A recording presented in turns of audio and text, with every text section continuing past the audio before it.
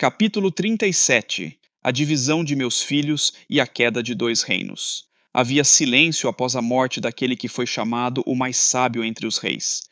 Mas o silêncio que pairava sobre o trono não era de paz. Era o silêncio tenso de um reino à beira da ruptura. O coração do povo já estava dividido antes mesmo da coroa repousar sobre a cabeça do novo rei. Eu vi isso, pois conheço os pensamentos mais ocultos, até mesmo quando os lábios ainda silenciam. A sabedoria de um pai havia construído cidades, levantado palácios, escrito provérbios e feito alianças. Mas também deixara rastros de incerteza e contaminação. O ouro brilhava, mas os altares estrangeiros ardiam em sombras nos cantos escondidos do reino. Onde não se vigia o coração, alianças com o erro tornam-se herança. Quando Roboão assumiu o trono, o povo se aproximou como quem ainda crê na esperança. Alivia-nos e te serviremos. Era uma oportunidade de cura, de recomeço, de reconciliação. Mas o orgulho falou mais alto. O jovem rei desprezou o conselho dos anciãos e entregou-se ao delírio de poder dos que nada sabiam sobre liderar com compaixão. Meu pai vos castigou com açoites, pois eu vos castigarei com escorpiões. E naquele momento a rachadura se transformou em abismo.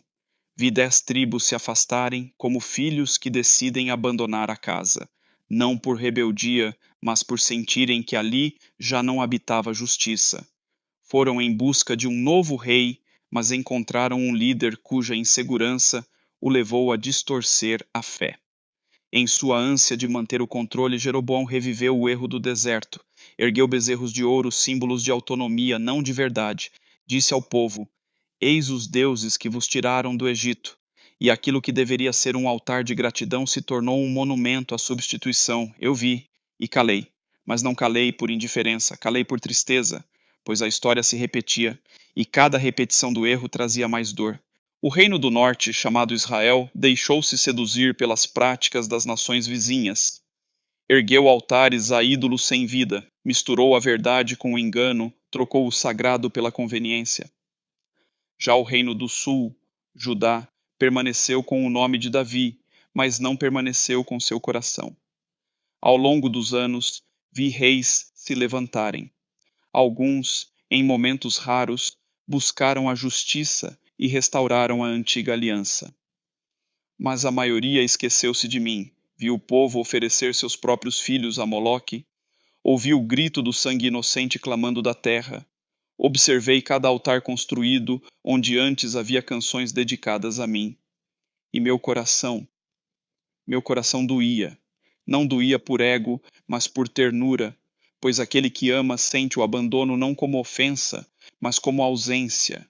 Eu via cada escolha como uma ferida, cada ídolo como um muro erguido entre nós.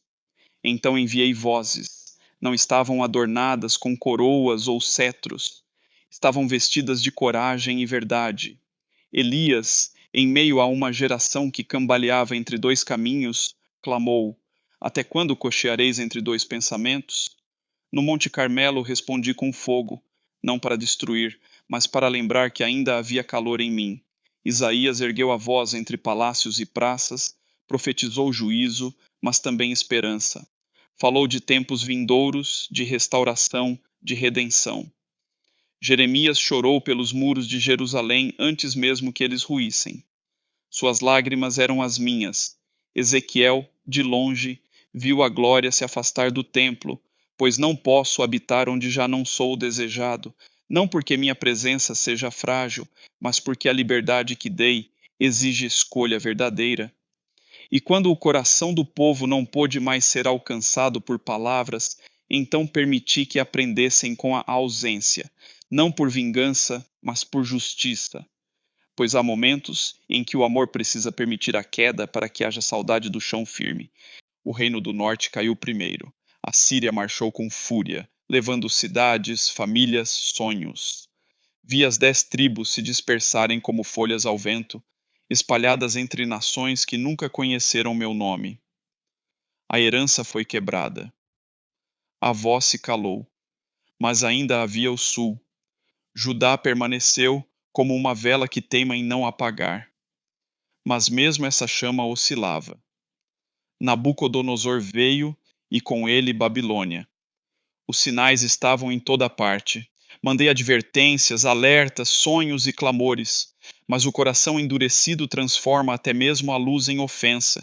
E então permiti. A cidade foi invadida. O templo foi saqueado. O ouro que deveria embelezar a adoração agora decorava as prateleiras dos inimigos. A glória da cidade que um dia foi chamada pelo meu nome caiu no pó, mas mesmo ali, mesmo entre os escombros, continuei observando. Quando os muros ruíram, não foi apenas pedra que caiu, foi orgulho. Quando os reis foram levados em correntes, não era apenas realeza que se perdia, era identidade. Mas ainda havia esperança. Entre os exilados vi rostos puros. Jovens com corações íntegros, mesmo longe da sua terra, ainda lembravam de mim. Daniel, com sua fé inabalável, recusou os manjares do palácio. Outros, mesmo diante da fornalha ardente, preferiram a verdade à sobrevivência. Na Babilônia, onde não havia cânticos nem sacrifícios, onde os rios não tinham canções, ainda assim havia oração. E onde há oração, há presença. Por 70 anos, o exílio ensinou aquilo que os discursos haviam falhado em ensinar.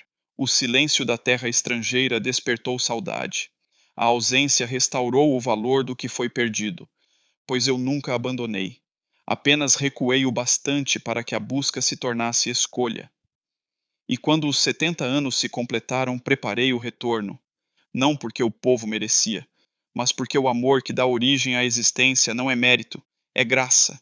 Eles voltariam, reconstruiriam, reaprenderiam, pois a história ainda não havia terminado.